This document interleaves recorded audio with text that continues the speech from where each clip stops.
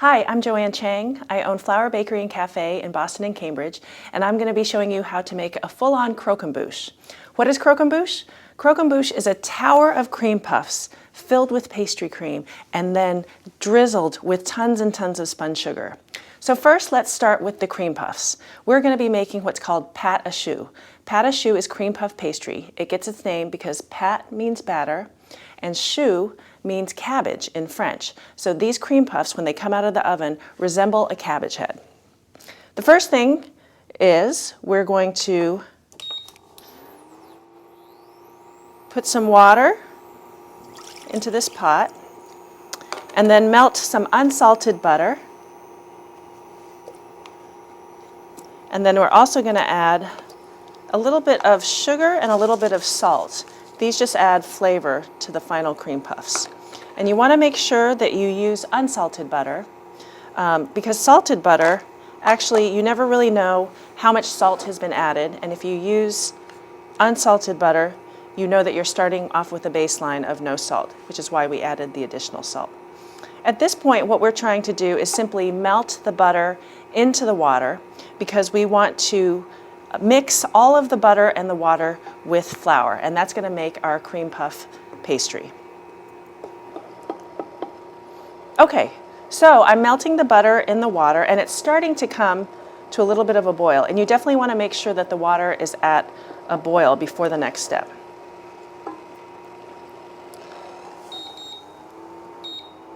So you can't really see it, but the water has just come to a boil. Once the water comes to a boil, I'm going to wait for it to boil again. I'm going to add some all-purpose flour. I'm going to add it all at once and immediately start stirring it with a wooden spoon. And let me show you when I first put it in. You can see that it looks a little bit like oatmeal.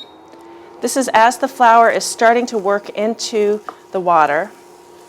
What we're trying to do is coat some of the flour with enough fat so that the pastry eventually that we make is very tender.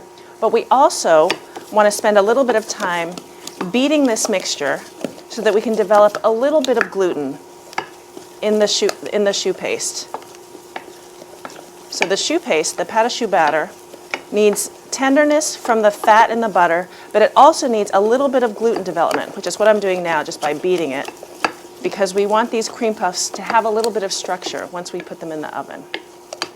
So now you can see how the batter is a little bit more like one batter rather than a mess of oatmeal.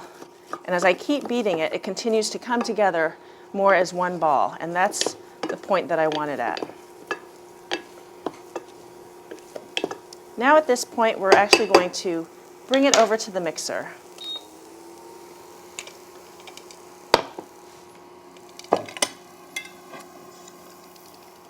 So now I'm going to dump this entirely into the mixer.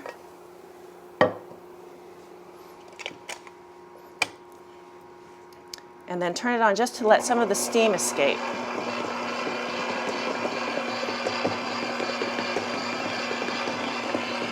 That bowl looks like it's going to go flying out of here. While that's mixing and the steam is starting to escape, I'm going to crack 4 eggs into a container and then whisk them all together. And this is actually an important step in making cream puff pastry. You want to be sure to whisk the egg whites and the egg yolks together, because if I add the straight eggs into this hot choux paste, there's a chance that the egg whites might actually cook, because egg whites cook at a much lower temperature than egg yolks. By beating the egg whites and the egg yolks together, I lessen the chance that the eggs are going to cook in the hot choux paste. So now I'm going to drizzle this choux paste, drizzle the eggs slowly into the choux paste, and it starts to absorb all of the egg. And the egg is a really important part of choux paste because the egg yolk acts as an emulsifier, and what it does is it makes sure that the fat in the butter and the water don't separate when we eventually bake the cream puffs. So let me show you right now. You can see that the choux paste is still hot and steamy, and it's not very smooth. But eventually it's all going to come together because we're going to continue to add eggs.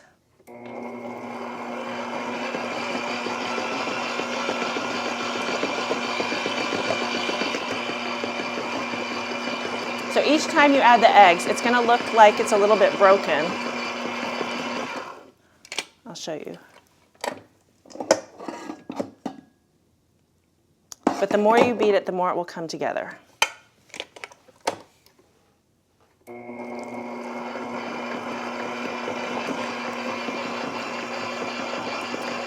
The eggs play an important role, not just because the egg yolks act as an emulsifier, but also because the egg whites give a lot of structure to the cream puffs. There's a lot of protein in egg whites, and it's those protein strands that when they bake are going to give your cream puffs some holding power.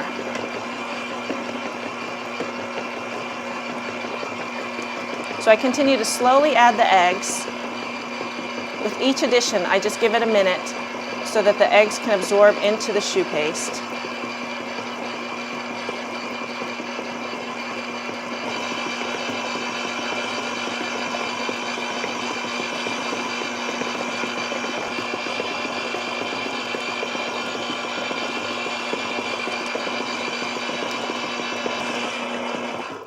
And when the choux paste is done, it's nice and silky. And this is exactly what we're looking for in the final product. Now at this point, we're going to actually pipe this out onto a baking tray and make our cream puffs.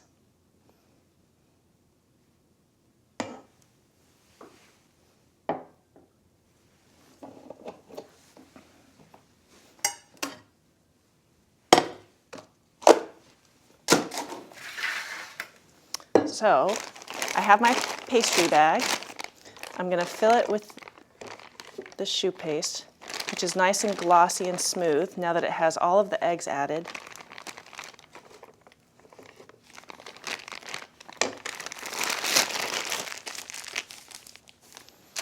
And then we simply pipe little mounds, just like this. And these mounds, when they go into the oven, you'll see them. They are filled right now with a lot of liquid. There was the water that we started with. Then there's a lot of liquid in butter. There's actually about 15 to 18% water that's in butter. And then the eggs also have a lot of liquid. Egg whites are actually full of water. All of that water is going to turn to steam when it goes into an oven. And these puffs, when they go into the oven, will have all of the water turn to steam, and then they'll poof up, and then the insides will be full of air. And then because we've spent the time to add gluten and make sure to activate the gluten in the batter, the outsides will actually have some structure. And so you'll have a cream puff that has structure on the outside, but is hollow on the inside. So these are going to go into the oven. Okay, and now the puffs are ready to come out of the oven.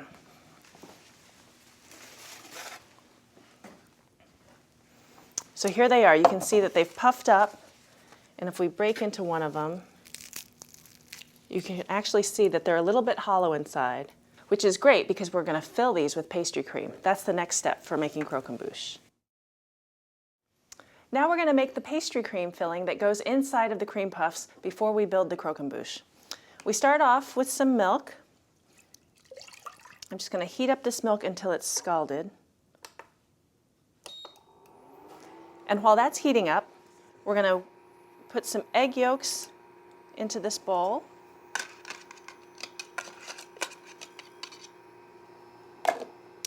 And then we're actually going to mix sugar and flour together and then mix it into the egg yolks. So if I dump the sugar directly into the eggs and then dump the flour, there's a chance that the flour will clump up in the egg yolks. So what I try to do is actually combine the two, and when I combine the two together, it allows the flour to mix in with the sugar, and that way when I whisk it into the egg yolks, it doesn't clump up.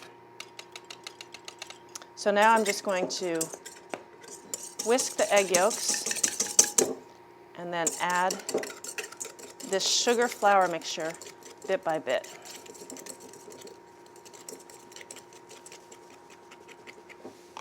And now you can see it's starting to get really, really stiff. And I want to continue to mix until all of the sugar and flour is mixed in. And it's important that you mix the sugar straight into the egg yolks, because it turns out if you take sugar and dump it directly on egg yolks, it actually chemically cooks the egg yolk, and so you'll end up with little hard lumps. So whenever you're adding sugar to eggs, you always want to make sure you whisk constantly until the sugar is mixed in. And then once it's mixed in, you're fine. You can actually take a break. So I'm whisking, and now you can see that it's all combined. There's no flour clumps. The sugar is well mixed. And now I'm just going to wait for my milk to scald. There it goes. Okay, now at this point I'm going to do what's called tempering. I'm going to take a little bit of this hot mixture and whisk it into the cold eggs, and then I'm going to keep going until the eggs are about the same temperature as the milk. And the reason I do that is if I were to dump this straight into the milk, the eggs might cook, and then you'd end up with scrambled eggs inside of your milk. So instead of doing that, what we do is we ease into it. We take a little bit of the hot and try to raise the temperature of the egg yolks, and we keep going until the temperatures are about the same, and then I can dump all of this into here. So I just give a little bit and then gently whisk that in. And already as I whisk, you can see how the consistency has already started to loosen up. Not only is it loosening up, but it's also getting a little bit warmer as I continue to add a little bit, and then I whisk again. Usually by the time you add about half of the hot liquid, then the egg yolks are at the right temperature.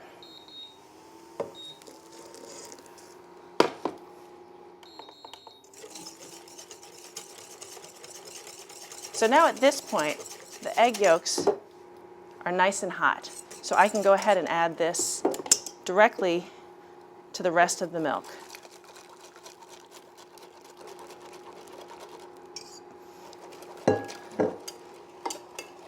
So now comes the fun part, or the tiring part, depending on your perspective. Now we just sit here and we whisk. We whisk constantly. In the very beginning, as you can see, it's very, very liquid. It's actually foamy. The mixture is so liquid that you can form air bubbles in it. And I've got this now on about a medium heat. And what I'm doing now is I'm actually cooking the egg yolks, and I'm thickening up the custard. And I want to keep beating constantly, because if I stop beating, then the eggs are going to cook at the bottom, and I'll end up with scrambled eggs, starting all the way from the bottom and moving up to the top. So by whisking it, you can see that the mixture is starting to thicken up a little bit. And by whisking it, I ensure that none of the stuff at the bottom is cooking, because I'm not letting it sit long enough on the bottom of the pot. And now it's all nice and cooked. Can you see the difference? There's no more air bubbles because the mixture has thickened. And now at this point, we pour it through a strainer.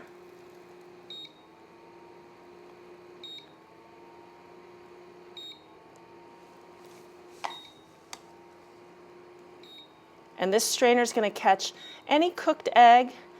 As much as I tried to whisk constantly, I did stop a couple times, and my whisk wasn't able to catch everything. So this is going to catch any cooked egg, and also maybe any extra eggshell that may have come through.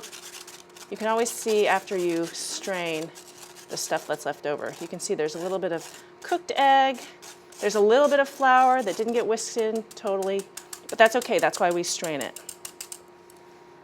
And now we have pastry cream. We're going to let this chill, and then when it's cool, we're going to fill our cream puffs and continue on with our croquembouche.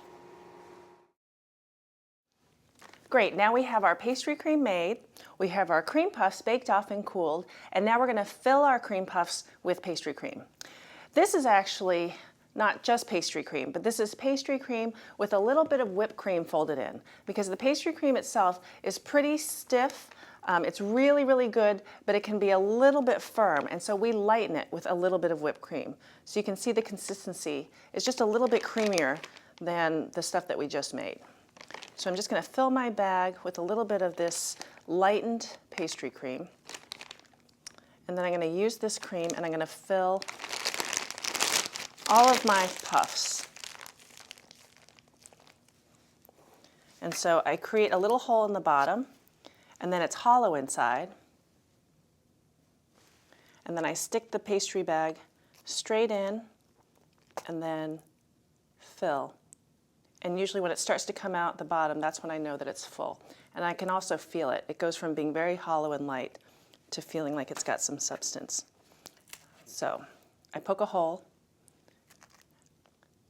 and then I put the pastry bag in and then fill. So we're going to do this with all of the puffs. We actually have about 50 puffs total. And then we're going to take the filled puffs and put them all together and build our croquembouche.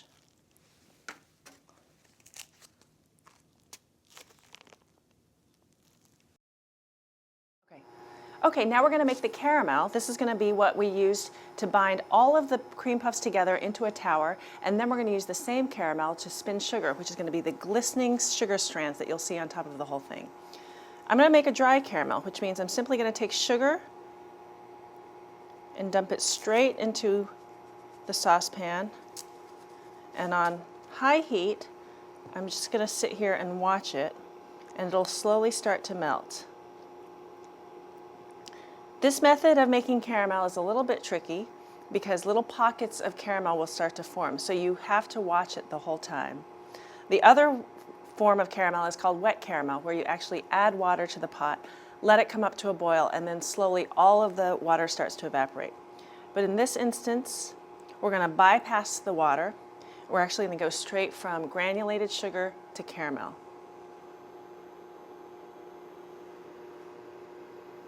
Okay, here we have our beautiful caramel. Can you see how nice and golden brown that is?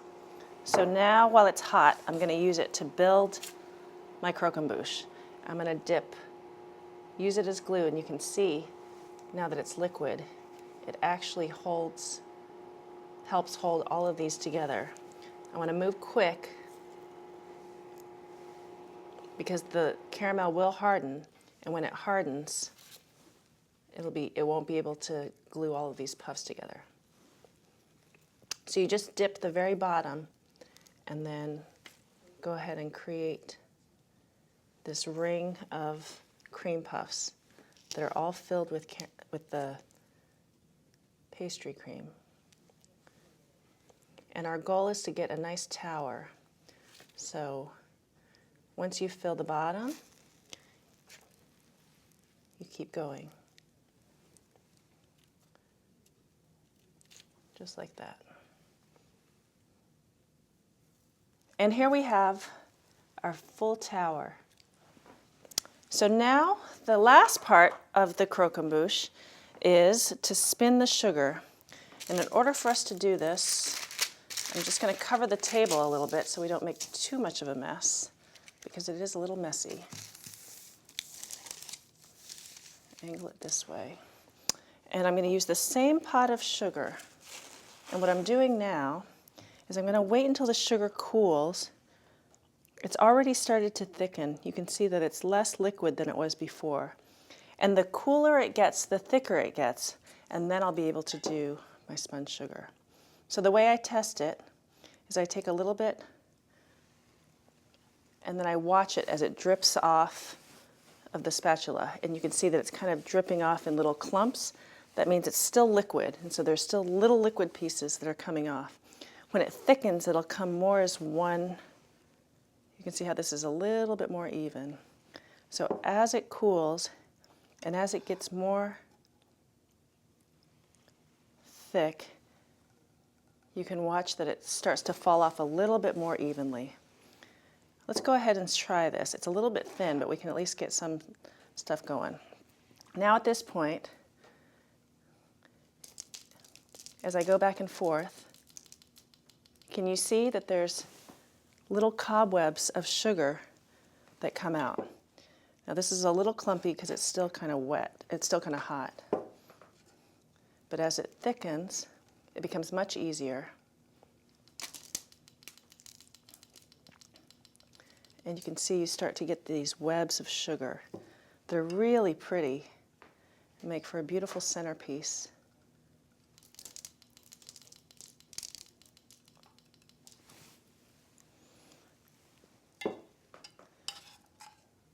And so the trick is to make sure that the caramel is at the right temperature.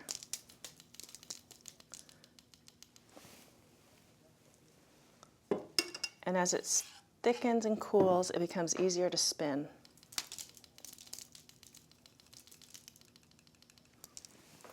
And then every now and then you can gather the stuff that has been dropped onto the table and gather it around.